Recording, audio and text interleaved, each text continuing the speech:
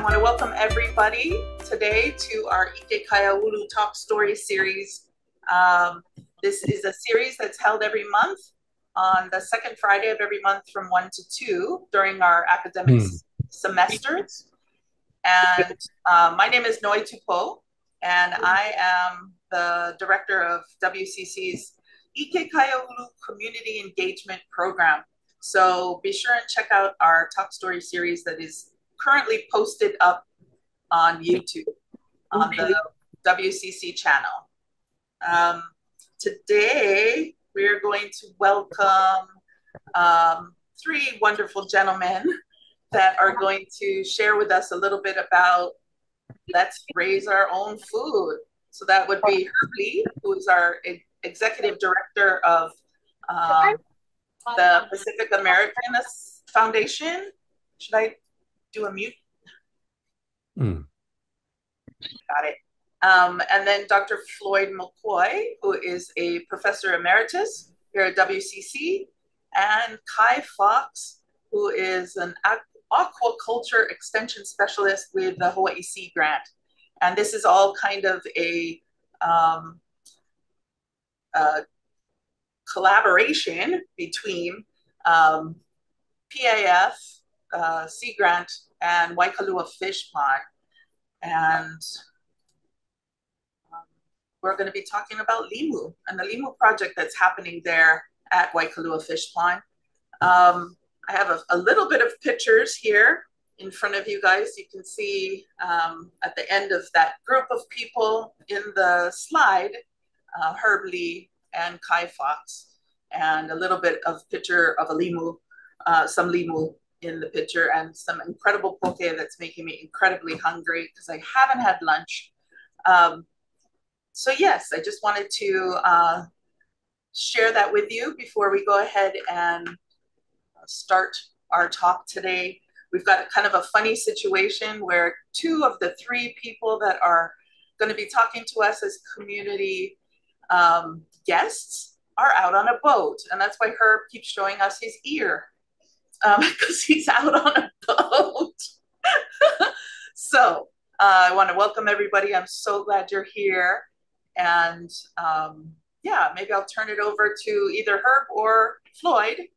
And Kai is just connecting. So we've got these wonderful gentlemen. You can tell us a little bit about who you are.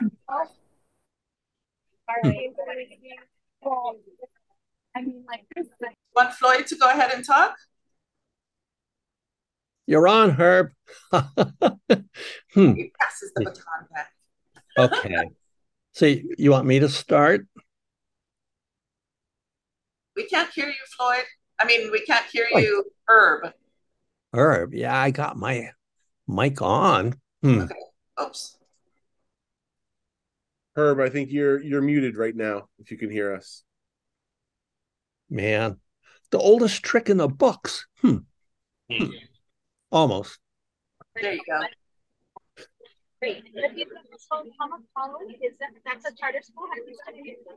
Okay, who wants to go first? Don't rush.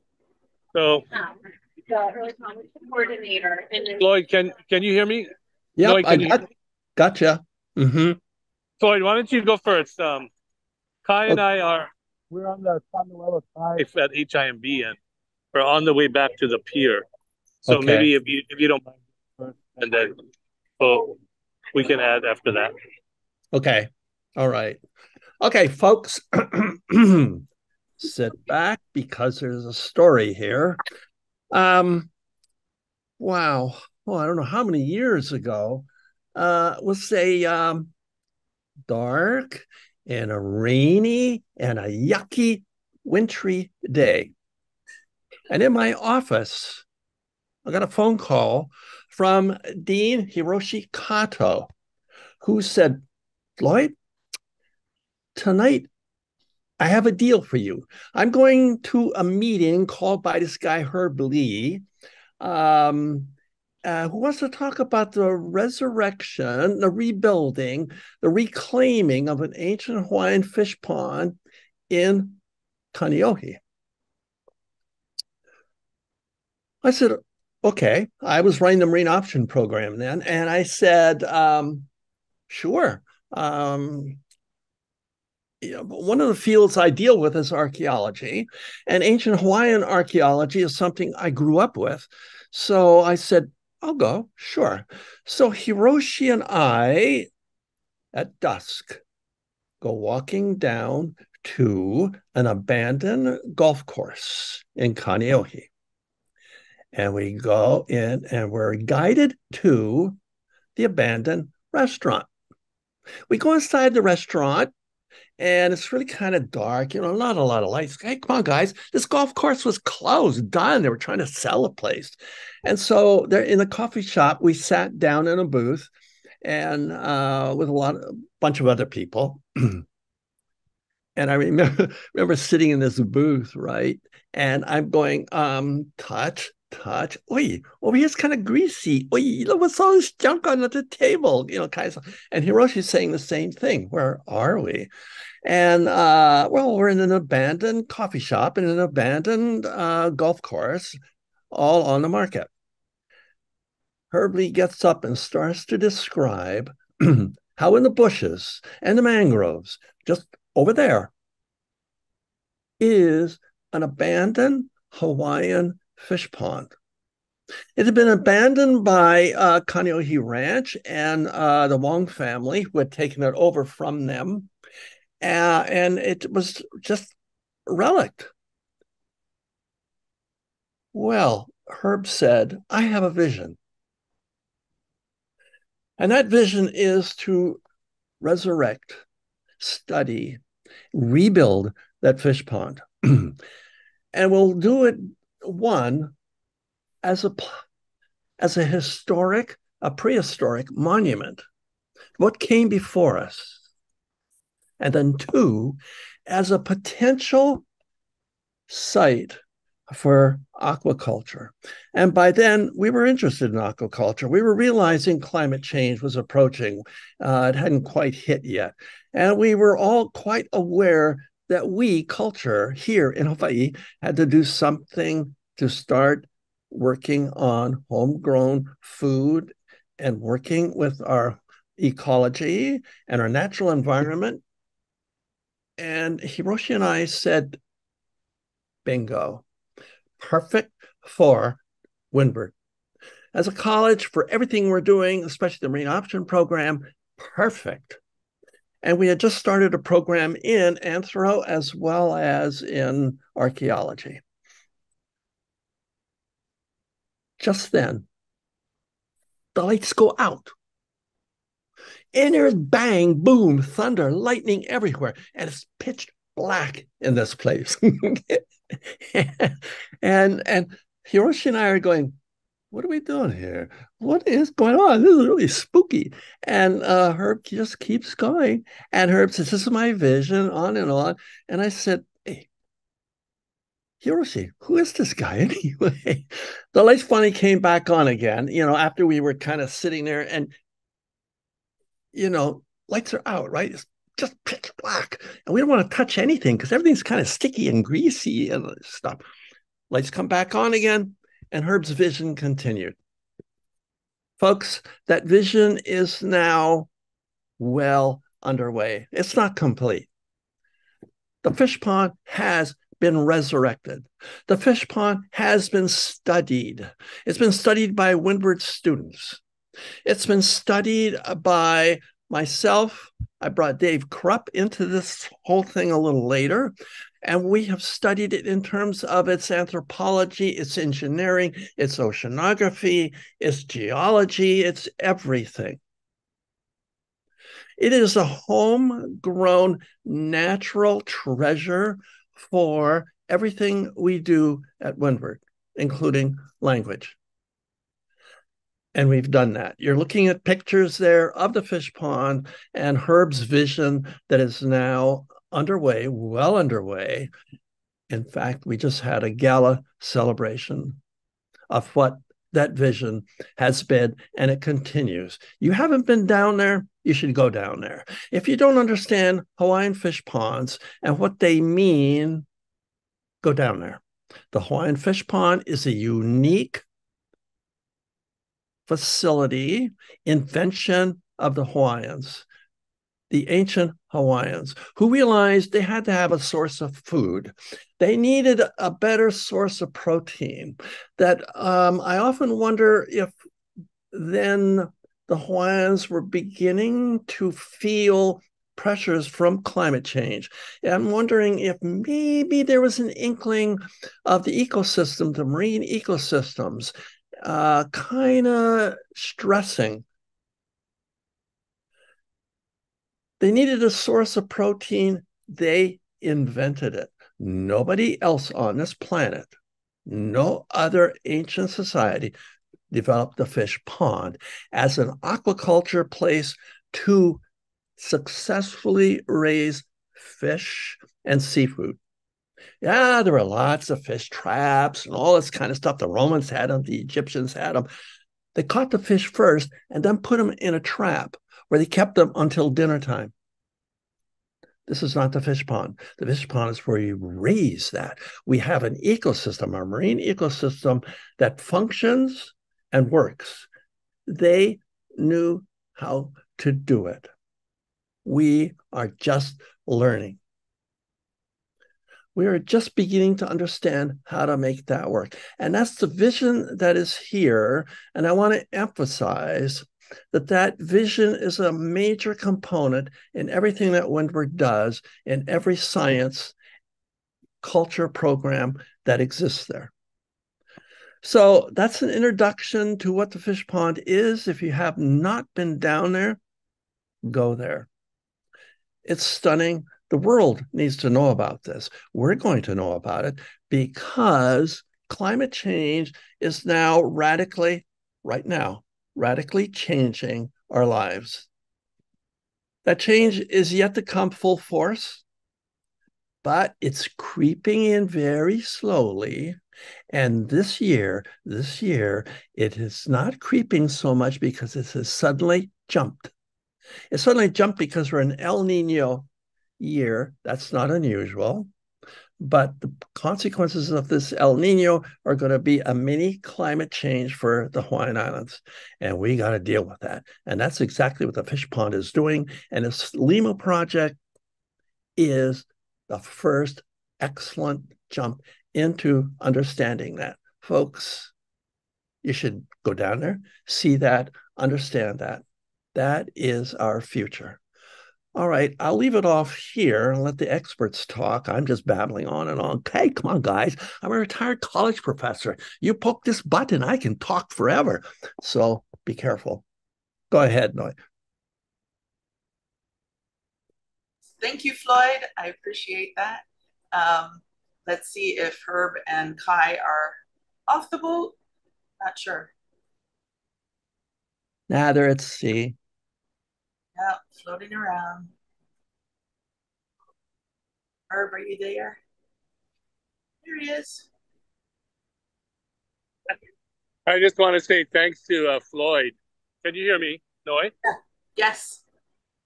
Okay, I just want to say thanks to Floyd for sharing a bit of that history going way back to the 90s. So, that there was no manual in terms of trying to figure out how to restore a pond. Pond was in really bad shape way back in the 1990s. And, I just also want to thank the Windward Community College because they have been a staunch supporter and a very, very important partner with Pacific American Foundation. And in those days, the Waikalua Loko Fish Pond Preservation Society, which was a nonprofit that we started, to restore the pond. And just say a big mahalo to them and all of the things that they have contributed in helping us to figure all of this out. So the main question I think to consider for today's webinar is, why were these ponds built in the first place? They were built to be able to basically provide food for the people that lived within the Umpua of Kaneohe. Before that, now we know historically that there were about 500 of these ponds that were built over an 800-year period, and about 90% of them are gone, vanished from the planet forever. So there's only a few of us left. And going from a time where, these ponds were able to sustain a lot of people to the times that we are in currently in the 21st century, where 80 to 90% of our food and energy doesn't even come from here, from the islands anymore.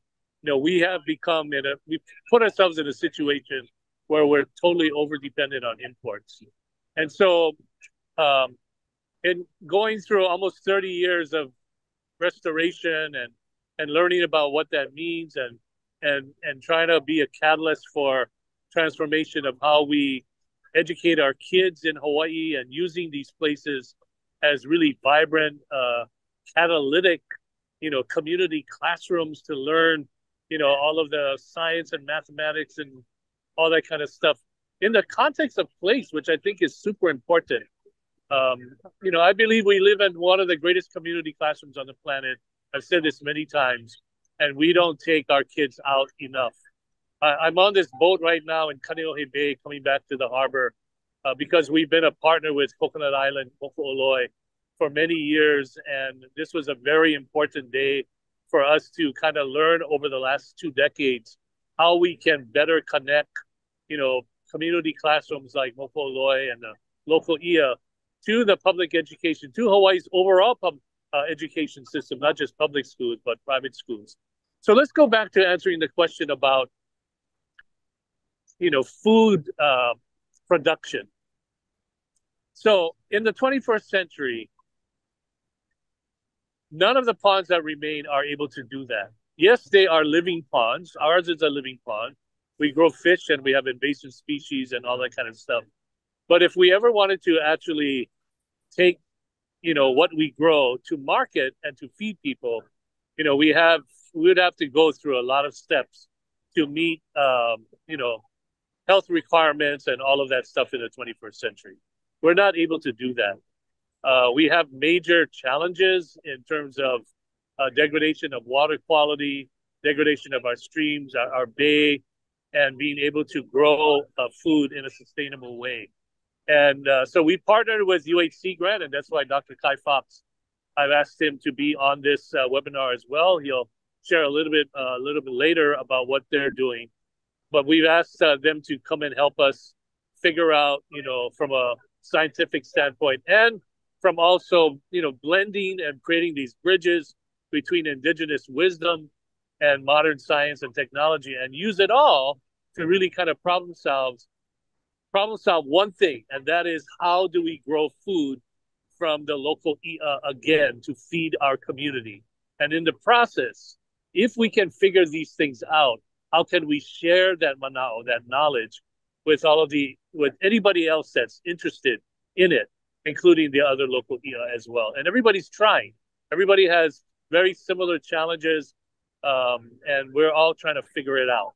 So what we did figure out over the last 2 years with the help of University of Hawaii Sea Grant and Dr. Kai Fox is how to grow native limu, but specifically the limu manawea, and how we can grow that, in a cultured way. And we can talk a little bit more about how we do that. But I just wanted to kind of give you an overview. We have been able to figure out, and we're now trying to figure out over the next year, how do we scale that and how do we take it to market. The threshold from a Department of Health standpoint is a lot lower for limu than it is for vertebrates, so fish and things like that. So we feel that we're at least been able to create a small success, and it's we've learned a lot, but we still got a lot more to learn, and we're constantly figuring out how we can incorporate limu in what's called integrated multi-trophic system, which basically means if you take a tank or like a mini fish pond, and we have about 26 of these 1,000-gallon tanks, and if you think of them as micro mini fish ponds, this multi-trophic system is really a combination of creating a symbiotic relationship between limu, fish, and bivalves, in the same environment, in order to have create a symbiotic relationship so that all of it thrives, simultaneously. And it's been a remarkable experience. It's been a remarkable exercise. We're learning a lot, and we're still learning. So what this means for the future, I think, is that, you know, we're hoping that within, we've adopted this sort of generational approach now, where we've been doing this for about 30 years. And what we want to do is to figure out, you know, what are the impacts this vision can have over the next 30 years and the next generation. And so we rededicated the pond in January of 22 last year to focus on that one thing, and that is production of food for our community, and then go from there. And try to bring as many kids and partners alongside of us so that we can learn about how we do this together. And again, I want to thank Noi for this opportunity for us to be able to share this experience with everybody, so that hopefully some of you that are interested, that's on this Zoom call today, that, you know, if you want to come alongside of us, you want to come and visit us, as Floyd has invited all of you to come down. If you've never seen Nation Hawaiian Fish Pond, you know, come down and visit us and see what we're doing, how we're doing it. And we're always open to new ideas, creative ideas. We spent, you know, almost 30 years now observing our area, observing the climate, observing the ecosystem, collecting water quality data, sediment analysis. You know, we have been impacted by global climate change in the form of king tide starting in 2016. And we've had to make a lot of adjustments and accommodations to continue to do what we do down at the local IA and begin.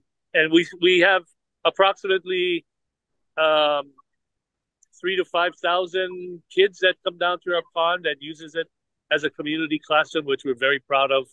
And we're continuing to expand. We've been doing this for almost 30 years now. So we're well over 130,000 people that have come down to help us do this.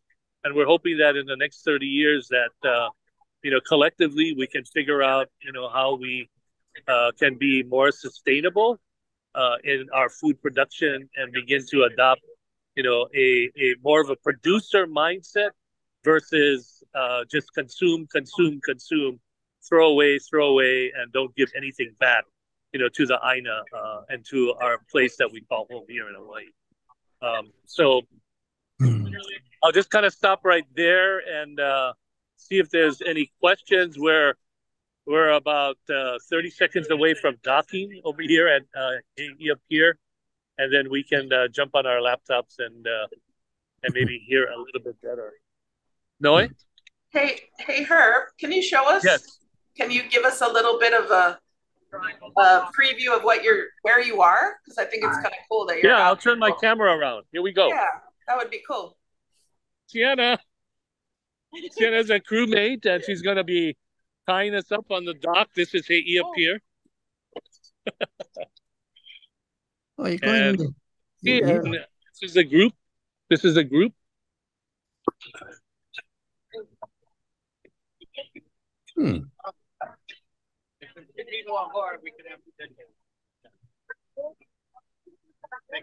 Can you guys see that? No, you just told me. This is the exciting part, the docking part. That's so cool. I think you're the first one that has done Ike Kaiolu on actually the ocean, which is kind of cool. Yeah. Thank you. We'll just follow you. Thank you for being patient with us. We didn't expect that, and I guess we should have anticipated this better, that, you know, sometimes you just got to go with the flow, and it's not all about just, you know, being on time all the time, I guess, you know, yes. Especially when you're on nature. So thank you for your patience and understanding. And we should be hooking up to our laptops soon. Okay, does anybody have questions? Anybody want to show yourself, turn your cameras on, and see if anybody has any questions for what we've talked about with her thus far.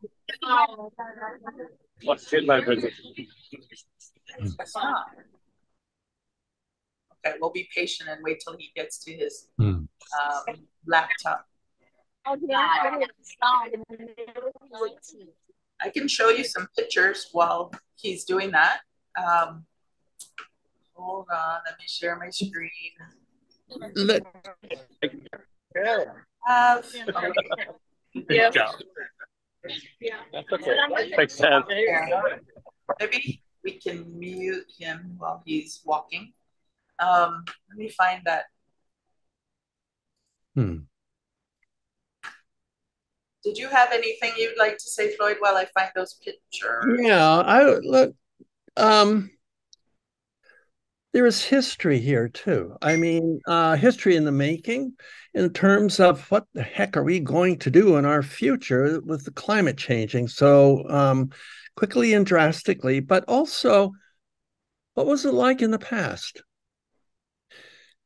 Any of you have any idea how 300, 400, 500 years ago the Hawaiians built a fish pond wall? How big were the rocks? How did they fit them together? Yeah, all of those are wonderful questions. Come down to the fish pond. One of the things I didn't get done before I retired was excavating an ancient Hawaiian fish pond wall that exists down there at Waikalua Loko.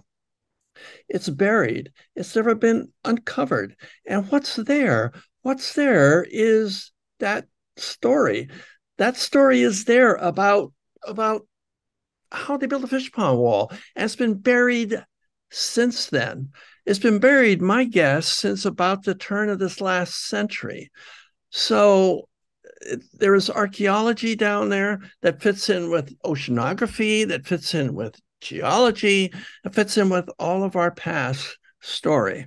And even more intriguing is where that fish pond wall is buried. When I first discovered it there and walked through the mangroves and realized, my God, there's the old fish pond wall and it's not been excavated. Guess what was at the surface? At the surface was an adze head cut from stone, from a very dense stone sitting at the surface. I was with an archaeologist and we both looked at it. We both were stunned. It had been sitting there since how long ago? And nobody had touched it, removed it, and we didn't either.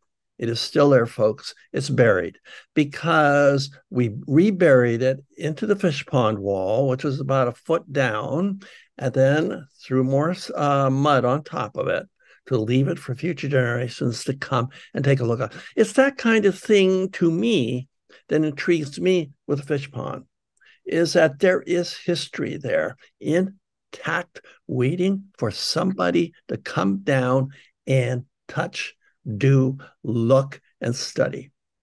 Go ahead, Noi. Yeah, I was just going to say, I'm showing you kind of a really cool virtual tour and looking at it in relation to this mountain range and how beautiful that looks. And I remember going to Waikalua Fish Pond and I was over here where my arrow is pointing. Can everybody see that? Yeah. And basically sinking into the mud. There was so much mud there. And I remember stories hearing from probably Floyd and her before that when they started to do the cleaning up of this fish pond, that there was all kinds of stuff under the mud, like, was it like a junkyard for a while? Yeah. Yeah. So there were like automobile parts and rusty things that were kind of dangerous to, step on in the mud. I think that this area right here was where the golf course was. No, that's the old sewage plant from the city county. Oh, fabulous. No, it wasn't. It overflowed all the time. Where was the golf course? Is it further More back? just more Mauka. Just Oh, right okay. there. Or maybe over here. Yeah, right. Uh-huh. Yeah. And it kind of came down on the left to go over to over in there. All that green area. Yeah. Uh-huh. Pretty amazing. But they've done so much cleaning and making it so amazing. What? Whoa, didn't expect that one. That is cool. So this is where you would enter. Well, I totally encourage you to go to this website.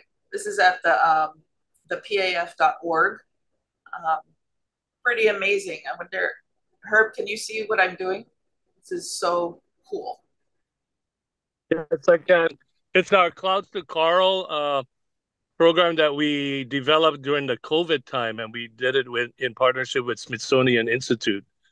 They helped us design it. It's really cool. It is And then really we have cool. when the kids couldn't come to the pond, we brought the pond to them by doing this video.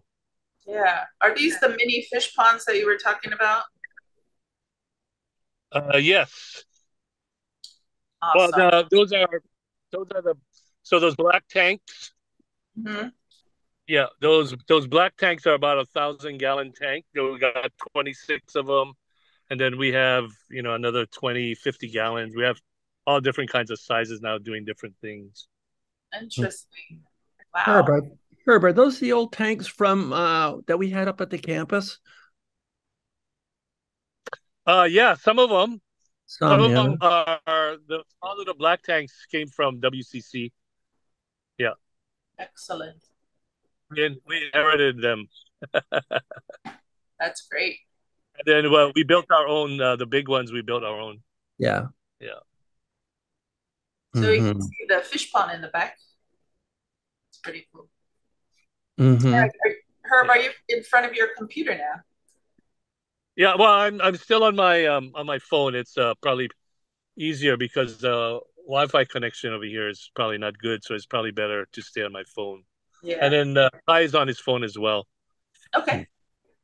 Well, feel free to talk story. I'm just showing pictures. In that general area, but further McCoy, there was another aquaculture facility built there by a fellow named Tap Pryor, and Tap was developing oyster culture, and it didn't work, as a lot of things didn't for Tap. Too bad. Yeah, except bulldozers came in and smashed up all the concrete tanks, and it was a huge, huge pile of broken up concrete that we finally got rid of. Wow. Awesome. The view out to right there. Huh. Floyd, did you say that was Tab Pryor? Tap Pryor. Uh-huh. Was he from the park up? I mean, what is his background? Entrepreneur is the best way to put it. Dreamer. Nice guy. He came from much money through his wife, and was a nice guy. And right there, developed these huge concrete tanks. What was he attached to Sea Life Park?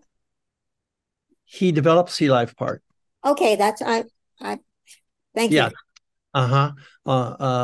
He developed it and made that work. He was a dreamer, and a lot of things he did work and worked very well.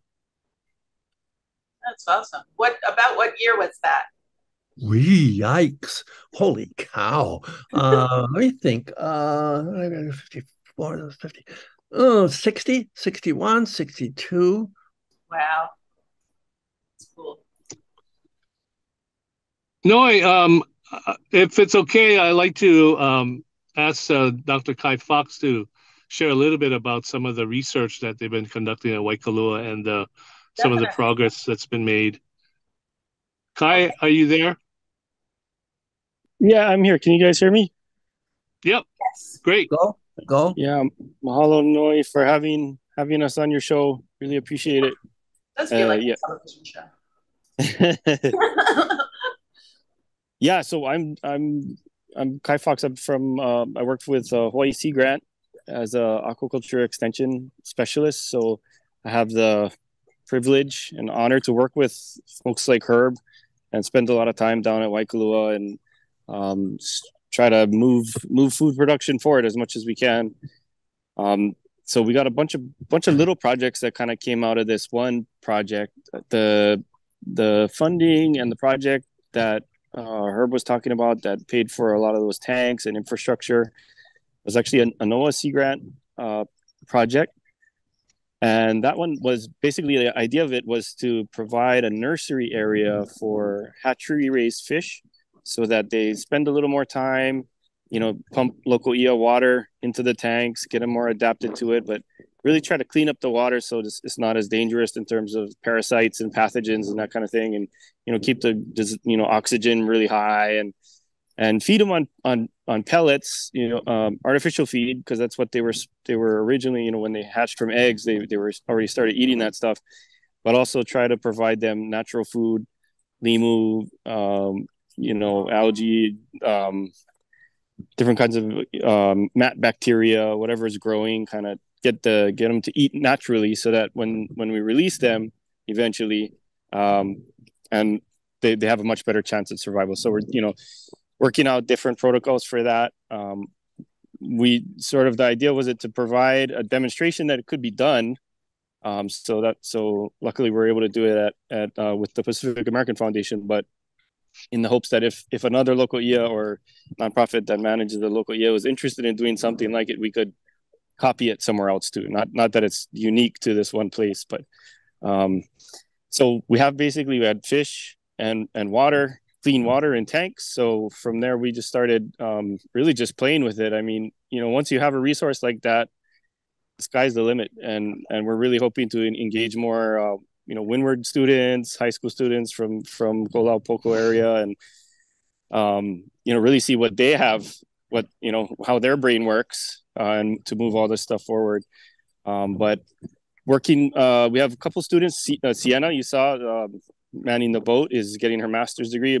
A good chunk of her master's work was done out in those tanks that you saw, growing Limu Maunawea and Limu.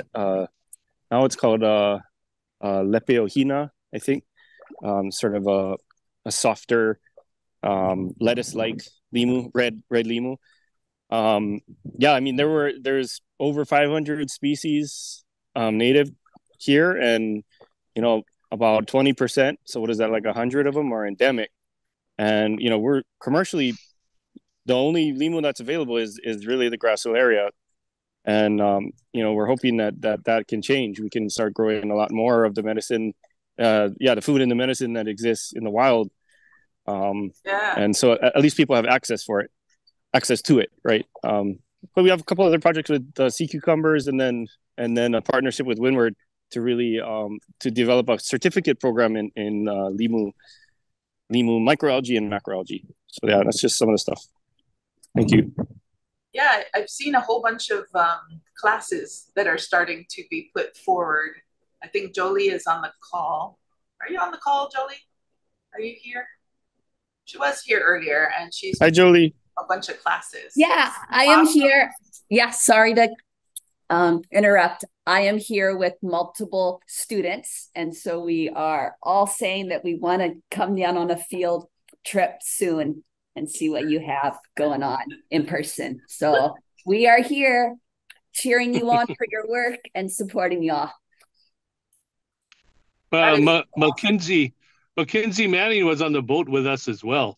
Oh, that's cool. And she just joined, I think, the Windward Community College staff as well. I think that's what she told us. Yeah, but we've worked with Mackenzie, previously, but she's worked with Malia Rivera at Moku'oloi for a long time, which was they were leading the whole thing today. That's so yes, students at Windward Community College, we And the Hawaiian Studies through Kalavaya Moore, they're coming down, and they've been helping us over the years, and more recently this semester, they're helping us with the reconstruction, the remaining reconstruction of the kuapa, the wall. So if you ever wanted to learn how to do kuapa, wall building, the dry stack method, this is your opportunity. So, again, Windward has been an outstanding, community partner with us, not only for education, but for really, hands-on learning and doing it, in the old traditional style. You don't get too many opportunities for that to happen. This is really, really true. I think that this is such a great collaboration. And my mind is kind of blown thinking about how Floyd was in that little diner and now we're where we are today. I think that that's such an amazing history right there that it's got to inspire all kinds of things. Does anybody have questions, specific questions for anybody? I don't have a question, but I have a comment. I have one quick question. Oh. So how well do we know when actually it was built, like 400, 300, and how do we know that? That's a good question. Very early on, one of our advisory members was Hal Hammett, who is Cultural Surveys Hawaii. They're archaeologists, and they did a core sampling. They did a core sampling in the pond way back in the 1990s when we first started this, because I wanted to know approximately what was the age of the pond. And then both Floyd and Hal did you guys did another core sampling within the last year. So the results of that using radiocarbon dating, revealed that it was approximately about 400 years old. And then the more recent one, I remember Hal telling me that it appears as though, I don't know if it wasn't a pond then, but the area, what they were able to retrieve actually goes back to the 1st century of mankind. Wow. So, yeah, interesting. I thought I heard, was that Colette Higgins' voice that I heard? Yes. She had a comment? Yes, that was me. Colette has also been part of the journey with us. That's right. For the last 25 years as well. And she's also was, as a faculty, former dean, and she sits on our board as well as Dave Krupp. Right. They sit on our PAF board, and they help guide us, in many other different ways. So go ahead, Colette. Did you have a comment? Yeah, I just had a comment that I've spent many a times down at the pond since about 2006, I think, is when I started coming down. You were the Limu expert. Oh yeah, I love to pull out the Limu. I got really good at that. That's right. I enjoyed that. But I just wanted to say that I've seen the changes over those years since 2006, and it's pretty amazing to watch the changes. I remember when I first brought my first group of students. At that time, I was teaching at Kapi'olani Community College, and I brought the students down, and I remember one of the students said, this is never going to end. We worked all day and we did it. You can't even see a dent. Right. And so I told them, we were removing mangroves at that particular time. And the mangroves used to cover like a lot of that section of the pond when, even in 2006. And so since coming, all these years, you can see over time how much it has improved and how we've removed all of the mangroves and all of that. But I remember telling the student, you have to come many times to the pond over a lot of years now so you can see the changes, right? Because if you just come this one time and you sort of get discouraged, right? But I just got addicted to it. I just sort of loved coming to the pond and working I love getting muddy and dirty and removing the limu and piling up those big piles of limu and having the big claws that Uncle Fred made for us to do that.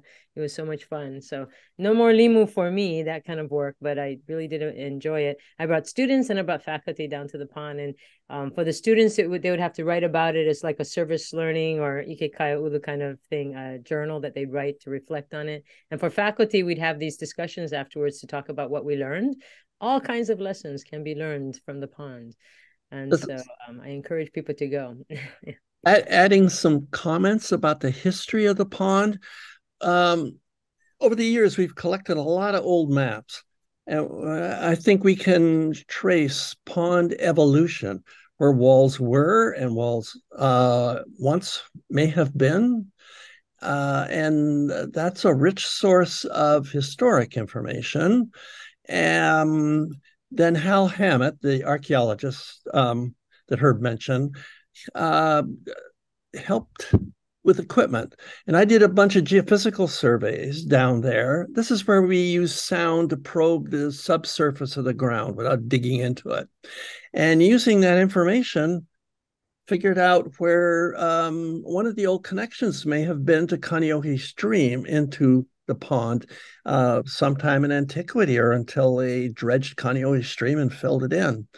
And so the geophysical surveys substantiated that the antiquity of the pond is vast. And we can see the changes that have come with time. This is all with Windward students, yeah. Floyd, I have a question. I was told that my house is on, and it looks like it's on a rock wall, and that was the edge of a fish pond. And I'm wondering, do you have a map of former fish ponds that were in existence? I would love to know if we really are sitting on a fish pond. I don't, we do. The first map showing all of the fish ponds, it doesn't go back that far as I recall. Maybe Herb remembers, but it doesn't go back that far. But it certainly shows a heck of a lot of fish ponds. And up near where your house is, you know, beyond up where the Y is and all of that, there are a bunch of fish ponds up there, including a small pond adjacent to Waikalua Loko that has not been excavated. It filled in, it looks like it filled in about the 1920s when Kaneohe Ranch started to develop the Mauka lands, and that resulted in a heck of a lot of runoff, and that filled in the Pua Pond, the small pond that was adjacent to Waikalua Loko, and my guess is started to fill in all the other ponds down near the Y. So it's a very good chance, yes, that it might be a fish pond wall. All the more reason for somebody to work, to study ancient Hawaiian fish ponds. How do we tell them from modern walls, if we can? How do we date a fish pond wall? Yeah. It's a perfect, guys, go. What are you doing for a PhD? Let's go study. Everybody. I wanted to make sure that we really, I know that Herb had talked about Limu as a food source, and I wondered if there was, if Kai or Herb had more that they wanted to say about let's grow our own Limu as a food source. Or have we said everything we wanted to say on that topic? Well, we actually did a study with some students. They actually were from Worcester Polytechnic Institute on the East Coast in Massachusetts, the end of last year and early this year. And so as part of a study, they helped us do sort of a market analysis of who's growing Limu, if anybody, what the market would be like. And this was to kind of help us, okay, if we can grow native Limu again, what would be the public appetite, for the consumption of native Limus again? And how would we distribute it, et cetera, et cetera, et cetera. So we have a whole study. If people are interested, we'd be happy to share that with you. It's a PDF about, 80 pages or so. But we also had, what we did was we also did a lot of oral history. We talked to Kupuna about, their recollection of how they incorporated Limu into the diet, into the foods, into the nutrition, because a lot of younger people, they're not as well exposed to Limu, believe it or not. It's not readily available in the supermarkets and things like that. We all know, the manawea that's in the poke that you buy, but other than that, it's not that prolific. So We have done some studies regarding that, and we have identified. And then we also had a really fun thing. We did a taste test. So after we gathered all of these recipes, and the University of Hawaii Sea Grant actually published or republished a book about limu and all of the recipes. So there is that available. So what we're trying to do is to try to not only learn, but also figure out how can we catalyze interest in, in limu again, so that it becomes part of the regular diet, because it has tremendous nutritional value. It also has, from a commercial standpoint, I'm not interested in this part, but other people have approached us about the, cosmetic and medicinal uses of different kinds of limu as well. But I'm primarily interested in the nutritional value and using it as a food source. And we're hoping that Manawea would be the first out of the gate from our local IA into the market within the next year or so. And then we're also now beginning to focus some research or beginning to look at limu kohu. And there's been some really interesting research about limu kohu, and that, for example, that it is something that contributes greatly to the reduction of methane in cows. I'm not sure if you heard about that, but if you think, oh, that's kind of interesting, but there's some people that are really, really interested in this and have dedicated their whole lives to this. And you may or may not know this interesting fact, but there are like 1.6 billion cows on the planet. And if they can figure out how to reduce the methane from cows using limu kohu in their diet, then they can reduce methane on the planet by 6%.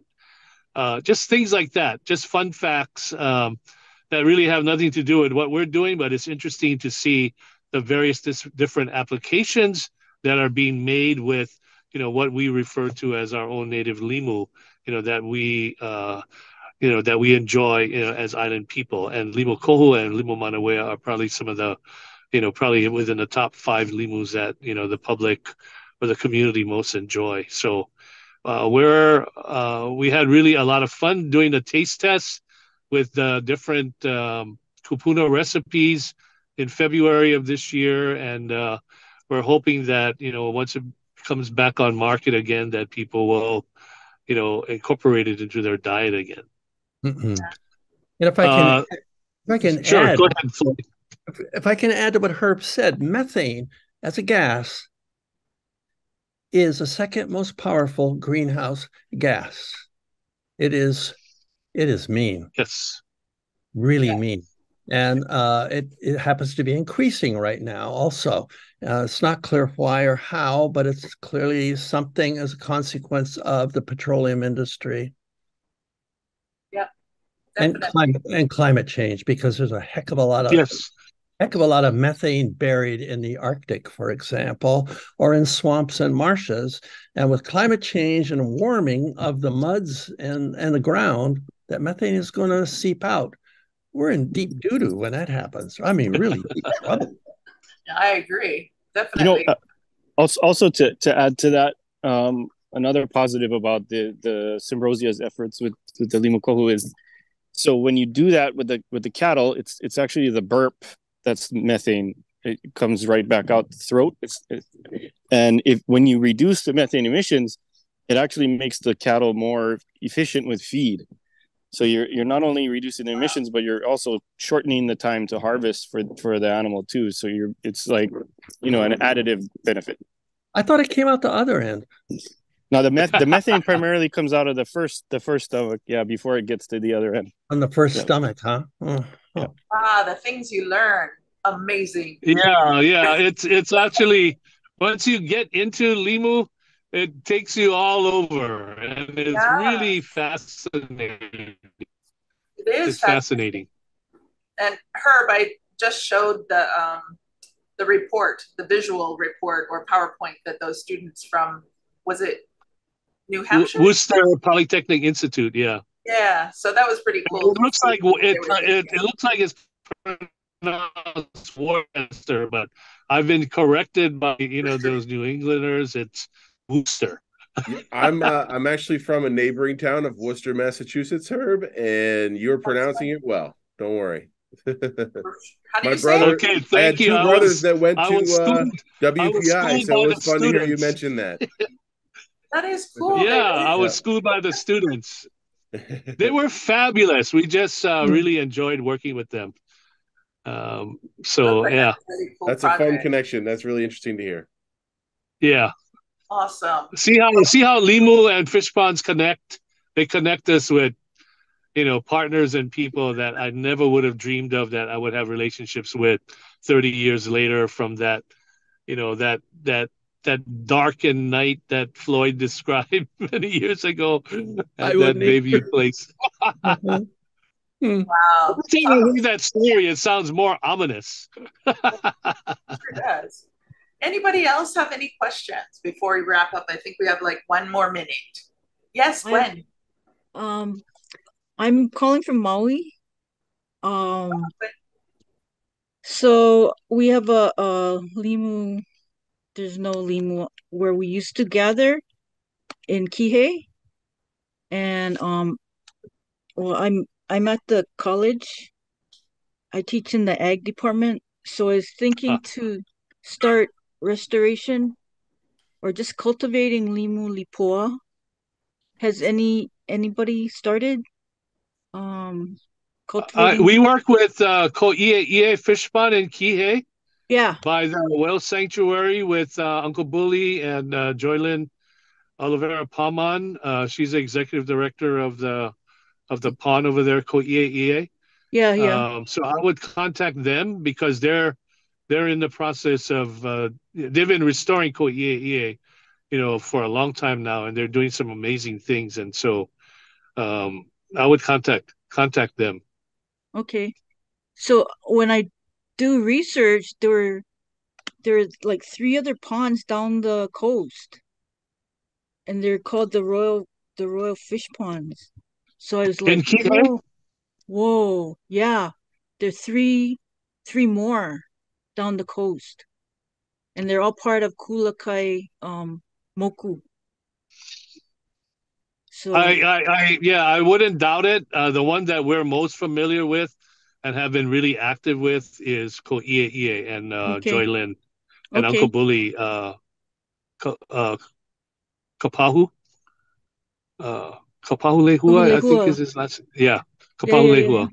In fact, we just saw him a few weeks ago, so we were on Maui doing some things with them. So they're very active, and they have Uncle Bully has a very active foundation, for overseeing the local IA over there.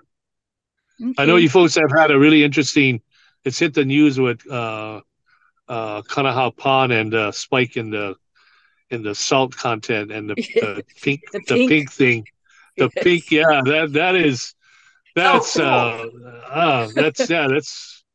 that's freakish. That's freakish. Yes. So we've had the Maui Now news organization. They said that droves of thousands of people have come tourists to the pond. Yeah, have come to see the pink pond. Well, I hope they contribute something to the preservation of local IA in the future. Yeah, true. Totally agree. Well, it's been absolutely wonderful listening and learning again. I'm really, really thrilled and excited about how this is kind of progressing and how other places are starting to do the same thing. So I think everybody, Jolie, did you want to say something before we run away? No, I didn't. Okay, I just wanted to thank everybody. Yeah, I just wanted to thank everybody. Yep. Mahalo. And I hear there's a fundraiser coming up at the fish pond. Yes, we have a full moon concert on Saturday, November 25th. So that is something that we've kind of discovered. This is going to be our 8th one. So if you're not doing anything on Saturday, November 25th, it'll be a full moon night. We'll have a 7-foot telescope. We'll have Hawaiian food and some really great music. And if you've never experienced a fish pond, at night with Hawaiian music and community people, good food, good music, come down. And it's all to help the pond, move forward. The reunion of Kipapa Rush Band. Yes. I'm a member of that. Yeah, and is Kale Fukuba going to? Yeah, Charlie.